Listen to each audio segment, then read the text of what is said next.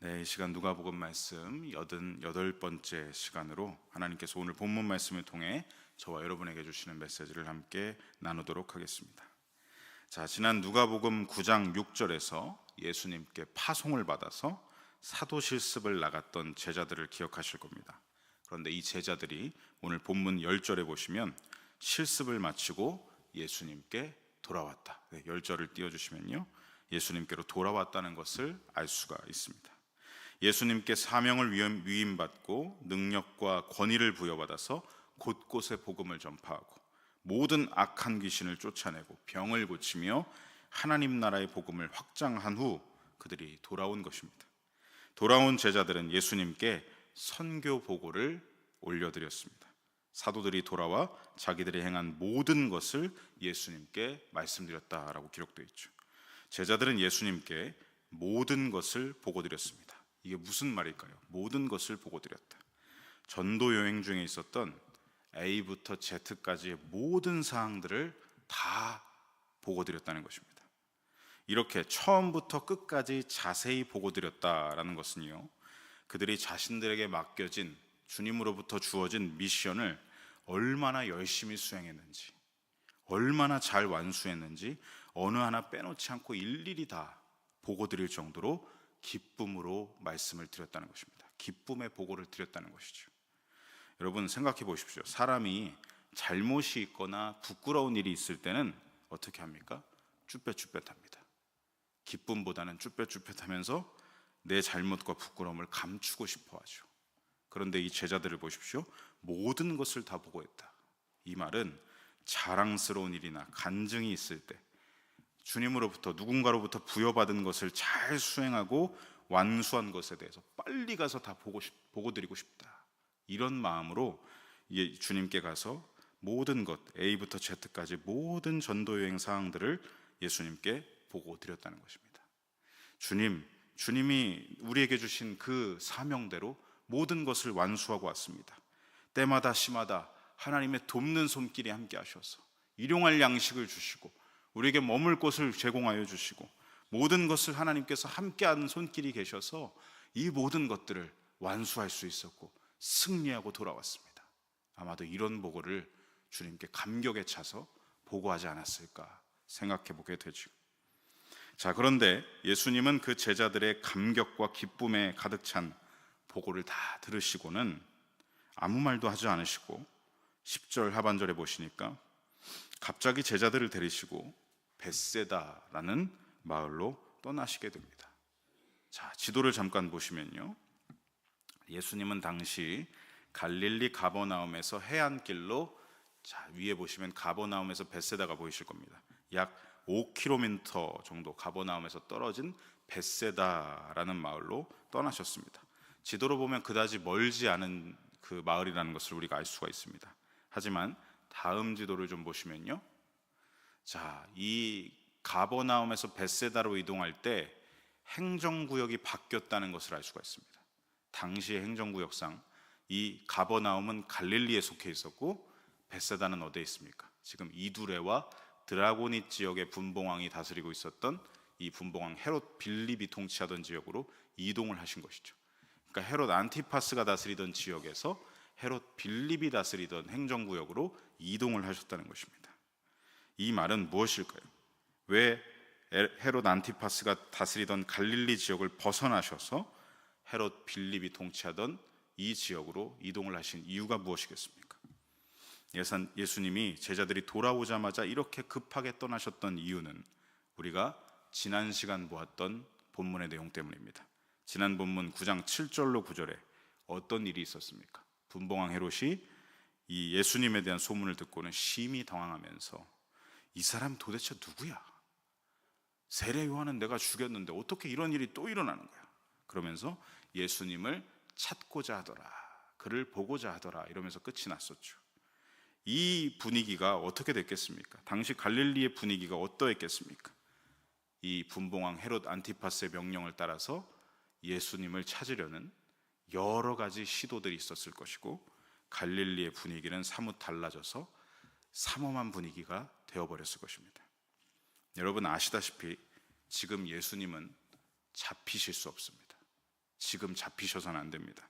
왜냐하면 아직 하나님 아버지께서 뜻하신 그때, 십자가에 달려 죽으실 그때가 아직 되지 않았기 때문이죠. 예수님은 무서워서 도망가신 것이 아닙니다. 아버지의 때를 기다리면서 지금은 때가 아니니 몸을 잠시 피신하신 것이죠.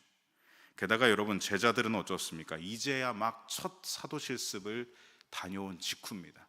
아직도 해야 할 제자 훈련들, 이 사도의 훈련들이 많이 남아 있었죠. 그런 시점이었기 때문에 예수님이 지금 잡히시게 되면 제자들은 그야말로 다 흩어지게 된 그런 위기를 맞이할 수가 있기 때문에 예수님은 급하게 10절에 보면 제자들을 데리시고 헤롯 안티파스의 영향력이 미치지 못하는 지역 벳세다로 떠나셨던 것입니다.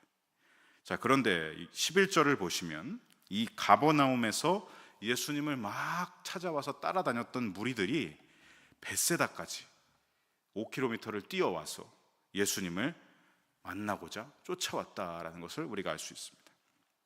이들은 예수님께 나아가고자 하는 사람들, 계속해서 예수님 곁에 머물고 싶습니다 했던 사람들, 정말 간절했던 사람들이었던 것이죠. 그래서 이들의 갈망을 아시는 예수님이 어떻게 하십니까? 11절 중반절에 보시면 예수님께서 그들을 영접하사, 여기서 이 영접하다라는 말의 헬라어 원어는 아포데코마입니다. 이 말은 사람에게 쓸 때 이 말이 어떻게 되냐면 전적으로 환영한다, 기쁨으로 받아들이다 라는 뜻입니다. 즉 예수님은 예수님을 만나고자, 예수님 곁에 머물고자 벳세다까지 따라온 그 사람들을 기쁨으로 따뜻하게 품에 안으시듯이 받아주셨다는 것이죠. 게다가 그들에게 하나님 나라의 일을 계속해서 말씀하시고 그들 중에 병으로 아픈 자들까지 고쳐주셨습니다. 성도 여러분, 우리 예수님은 이런 분이십니다. 누구든지 예수님을 찾고자 갈망을 가지고 나아간 사람들을 막지 않으시고 기쁨으로 받아주시는 분이십니다. 다정스럽게 하나님 나라의 일을 따스하게 이야기해 주시며 그 간절한 필요도 채워주시는 인격적이신 분입니다. 이것이 바로 당시의 세상 왕들, 헤롯 안티파스, 헤롯 빌립, 당시의 지도자들이라고 할 수 있는 분봉왕들이 가지지 않았던 하나님 나라를 이루어 가시는 예수님의 인격적 모습인 것이죠. 여러분, 오늘날에도 어느 누구든지 주님의 이름을 부르며 주님을 간절히 찾는 자들을 우리 주님은 외면하지 않으시고 성령으로 찾아와 만나주십니다. 그리고 주님과 교제하는 참된 기쁨과 샬롬을 누리게 해주십니다. 세상이 알 수도 없고 줄 수도 없는 참된 기쁨과 평안은 오직 우리 구주 예수님께만 있습니다. 늘 따뜻하고 다정하신 우리 주님과 동행하면서 주님 손을 꼭 붙잡으시고 언제나 그 기쁨과 평안을 누리시는 우리 영일의 모든 성도님들 되시기를 간절히 소망하고 축복합니다. 예수님은 그렇게 따라온 무리들에게 하나님 나라의 일을 자세하게 이야기해 주셨습니다. 게다가 무리 중에 병들고 아픈 자들을 고쳐주시기까지 했죠. 여러분, 그 모여든 많은 무리가 얼마나 많은 사람이었겠습니까? 그들에게 하나님 나라의 일을 자세하게 이야기하시고 병든 자들을 고쳐주시다 보면 시간이 상당히 많이 소요됐을 것입니다. 그래서 12절을 보시면 날이 저물어 가매 라고 되어 있습니다. 날이 저물어 가매.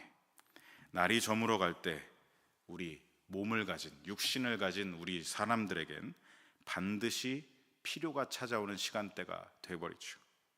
누구든지 여러분, 날이 저무는 저녁이 되면 어떻습니까?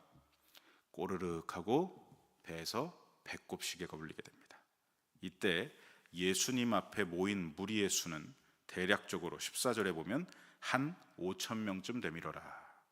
여러분, 날이 저물면서 약 5,000명이나 되는 사람들의 배꼽시계가 울린다고 생각해 보십시오. 이들을 이끌고 있는 리더십들에게는 엄청난 부담이 되지 않겠습니까? 수련회를 갔는데 밥을 해야 되는데 불이 지펴지지 않습니다. 이럴 때 식당 주방 봉사를 맡은 팀에서 얼마나 긴장이 되고 마음이 다급하고 부담이 되겠습니까? 아마 제자들은 지금 막 부담스러워서 이걸 어떻게 해야 되나, 사람들이 다 배고파하는데 이걸 어떻게 해야 되나 하고 현실적인 방안들을 계속 고민하고 있었을 것입니다. 그래서 답을 내리고는 11절을 보면 어떻게 합니까? 12사도가 예수님께 가서 건의를 드립니다. 예수님, 무리를 보내셔서 두루 마을과 촌으로 보내셔서 그들을 거기서 유하게 하시고 거기서 먹을 것을 좀 얻게 하십시오. 우리가 여기 있는 이곳은 빈들입니다. 아무것도 없습니다. 나는 계속 저물어 가지 자신들이 있는 이 빈들에서는 아무것도 먹을 것이 없지. 더 시간을 지체하지 말고 이제는 이 많은 사람들을 이제 좀 보내셔서 다 마을로 흩어지게 하셔서 거기서 먹을 수 있게 합시다 라고 예수님께 건의를 드리고 있는 것이죠. 그도 그럴 것이 이들이 있는 장소는 빈들인데요, 이 원어로 보면 이곳이 불모지입니다. 불모지, 아무것도 없었다. 무언가 채집 활동을 할 수 있는 농작물자체도 하나도 없었던 그런 곳이었다라는 것이죠. 그러니 사도들의 입장에서는 아주 지금 합리적인 방안을 내놓고 예수님께 건의를 드렸던 것입니다. 그런데 예수님은 어떻게 이 제자들의 건의에 대해서 어떻게 답변을 하셨을까요? 우리 13절 색깔로 표시된 상반절만 함께 읽어보겠습니다. 예수님께서 이르시되 너희가 먹을 것을 주라. 날이 이미 저물어 가는데 지금 이 빈들에서 어느 마을로 보낸단 말이냐, 어디로 보낼 것이냐, 그러지 말고 너희가 먹을 것을 주어라. 자, 여러분, 예수님의 이 말씀을 사도들이 들었을 때 어떤 마음이었겠습니까? 상당히 당황되지 않았겠습니까? 주방봉사팀에서 지금 불이 지펴지지 않는데, 가스가 다 떨어졌는데 여러분들이 먹을 것을 주십시오 라는 오더가 떨어졌다고 하면 여러분 마음이 어떻겠습니까? 당황스럽죠.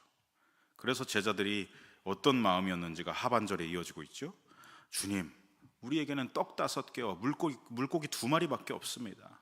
이 모든 사람들을 다 먹이려면 가서 먹을 것을 사와야 합니다.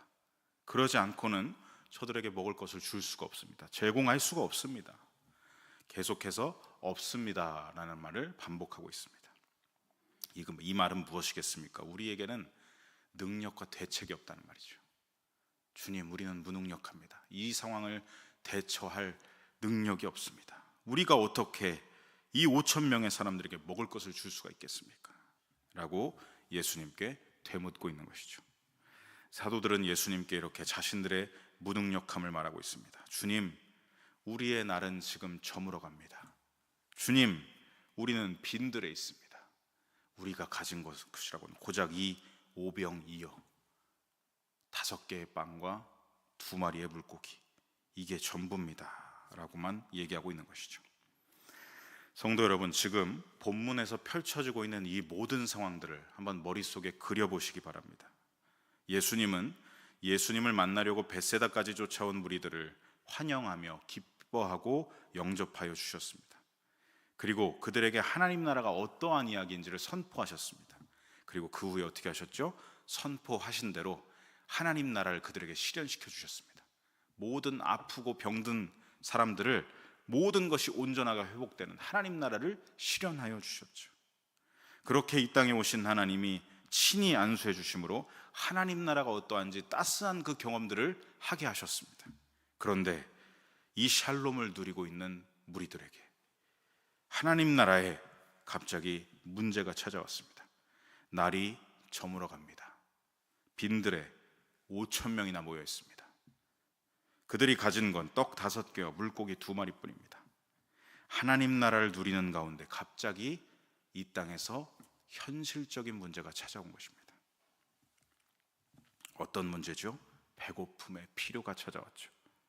자, 여러분, 그러면 이 배고픔이라는 현실적인 문제 때문에 하나님 나라의 샬롬은 깨지고 마는 것일까요? 하나님 나라가 그렇게 약한 나라일까요? 여러분, 그렇지 않습니다.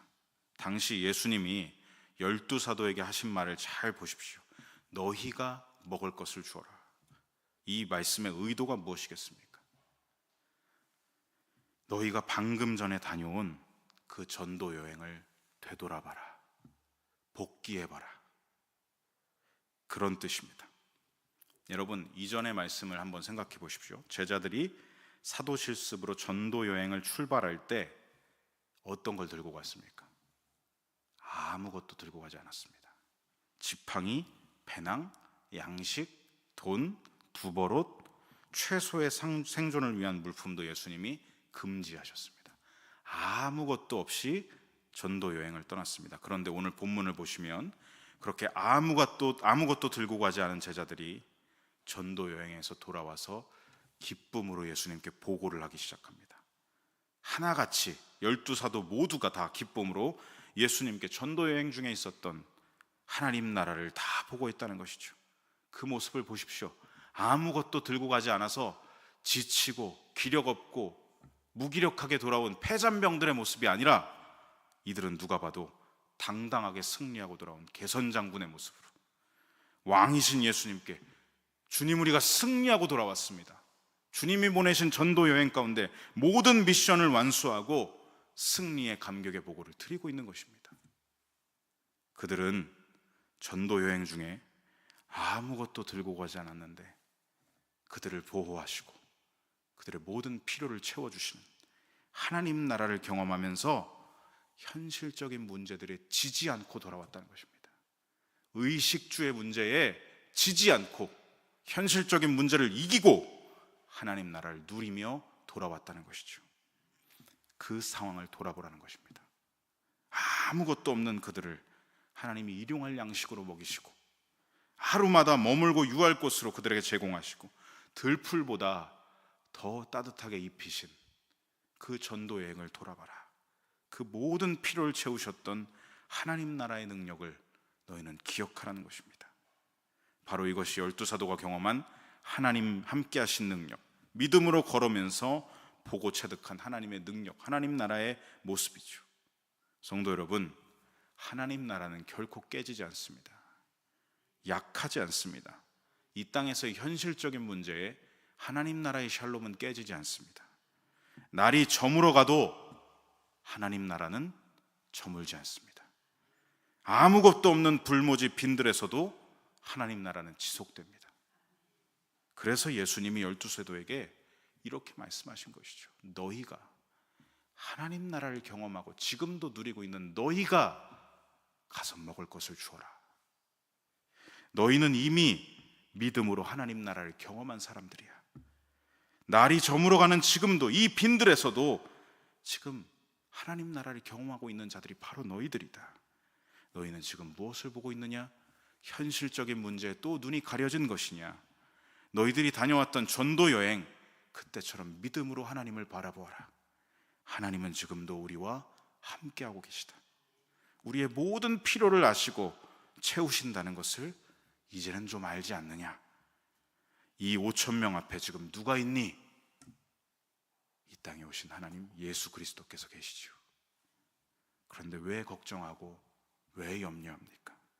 하나님 나라를 그 자체로 보여주시는 예수님이 여기 계시는데, 그러니 너희가 가서 먹을 것을 주라고 말씀하시는 것입니다.